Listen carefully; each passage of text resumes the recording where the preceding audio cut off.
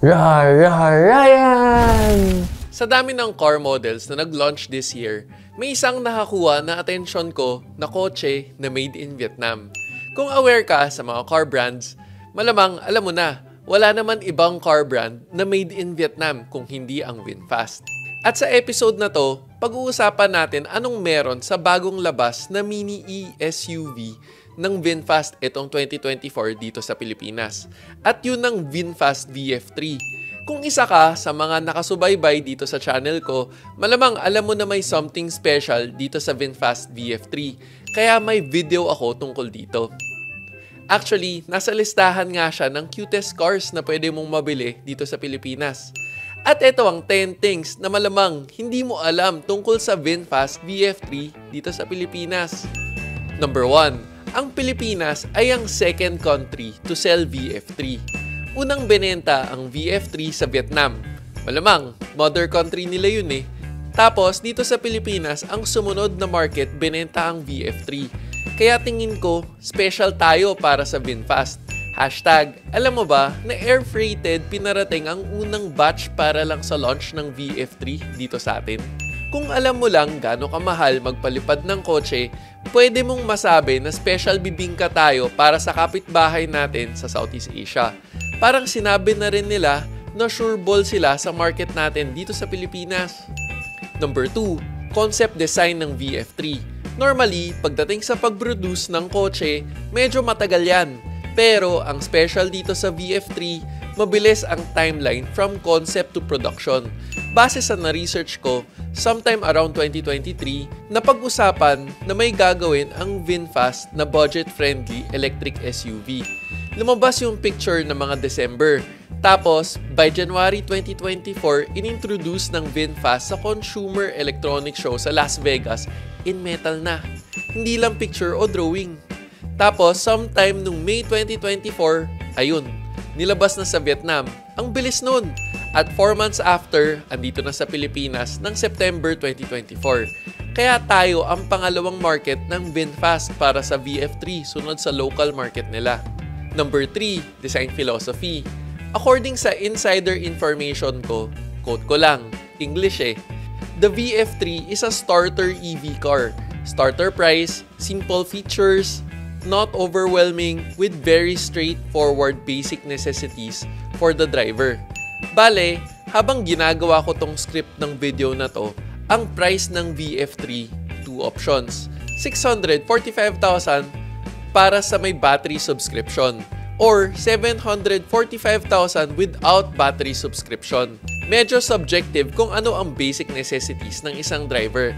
Kaya concentrate na lang tayo sa price. Tingin mo ba ang price ng VF3 ay starter price para sa EV experience? Comment below. Number 4, mini e-SUV ang VF3. Actually, medyo blurry lines pagdating sa mga class at segments ng kotse. Pero kung tama ako, A-segment electric SUV ang category ng VF3. Ito yung smallest size ng isang passenger car. Made for city daily configuration. Number 5, powered by permanent magnet synchronous motors, making 40 horsepower, 110 torque na similar sa power ng other 1.2-liter engine. Malamang nasa isip mo, ha? 40 HP, 110 torque, ang hina. Ito magandang i-highlight. Alam ko lahat to nakasulat sa brochure, pero etong hindi sinasabi. Yung 857 kg weight niya, magaan para sa power na pinuproduce ng engine niya. Kaya hindi sluggish yung feeling kumpara sa ibang kasegment niya. Hashtag, alam mo ba na may battery palang Hitachi na ang pangalan na ngayon ay Toflong Battery? Tapos, ang slogan ng Toflong ay the heart of the vehicle. Kaya dapat, literal na tough na at long-lasting ang battery nila. Mga Japanese talaga, masyadong literal. At ito rin ay ginagamit na OEM battery ng mga Japanese car brands. JDM, number 1. Number 6, malamang kapag usapang EV na, dapat pag-usapan ng range. Kasi 'di ba, range anxiety ang isa sa pinaka-pinag-uusapan kapag usapang EV. Ang range ng VF3, 215 kilometers according to VinFast. More than enough yan for city drive kahit matraffic ka pa sa Metro Manila. Tapos, next item na pinag-uusapan kapag EV, number 7, battery. Ang battery na gamit ng VinFast para sa VF3, lithium iron phosphate battery na may battery capacity na 18.64 kWh. Tapos, ang nakasulat sa brochure, 5 hours para sa normal charging time ng 10 to 70%. At kapag fast charge naman, 36 minutes lang. Bilis, no? Ito, hindi nakasulat sa brochure. Sa paggamit ng LFP battery, longer lifespan, less maintenance, improve ang charging efficiency, mas magaan at pinaka-importante, mas safe. Number 8, warranty. Meron siyang 7-year or 160,000 km vehicle warranty at 8 years warranty naman para sa battery. Tapos ito, fun fact, yung 8-year battery warranty ng VF3, unlimited mileage kapag hindi commercial use. Tapos ito, interesting. Actually, maraming nag-PM sa akin para magtanong tungkol dito. Kagulong mo, men! Speaking of gulong, eto, fun fact. Hashtag, alam mo ba na isa sa comfort factor ng sasakyan mo ay ang gulong? Ito ang Kinto Tires, Japanese technology, made in Thailand. Ito ang tires for driving comfort. Maporma pa. Number 9, battery options. Kanina, na-mention natin na may dalawang presyo ang VF3. Yung 645K para sa may battery subscription. 745K without battery subscription.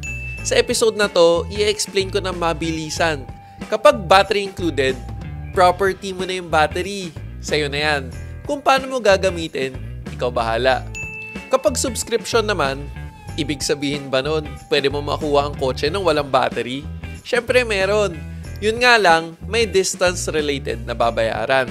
Example na lang, 2,800 pesos babayaran per month kung less than 1,500 kilometers ang tinatakbo mo per month. Kapag subscription-based kasi, parang inalis na nila yung risk mo ng battery degradation. Kasi, hindi sa yung battery. At papalitan nila yon kapag bumaba ng below 70% yung battery life. At number 10, may portable charger siyang kasama. Yung pwede mong isaksak sa regular na wall outlet natin. At pagdating naman sa compatibility, CCS2 DC charger ang hanapin. Tapos, ang dami pa niyang color options. May 9 options. Summer Yellow, Iris Berry, Rose Pink, Zenith Gray, Electric Blue, Crimson Red, Aquatic Azure, Urban Mint, Infinity Blanc. Kung ikaw, anong kulay ang pipiliin mo? Comment below. Sana sa episode na to, mas na-appreciate mo ang VinFast VF3. Kung nakadagdag info tong episode na to sa'yo, don't forget to like the video. At kung hindi ka pa nakasubscribe, baka naman, para parati kang updated sa mga relevant car-related videos. Sana nakatulong. O teka, pag may nakalimutan man ako, comment down below. This is me, Real Ryan, bringing you real talk, real experiences, and real reviews. Don't forget to subscribe, like, and click the notification bell. Thank you for watching. Peace.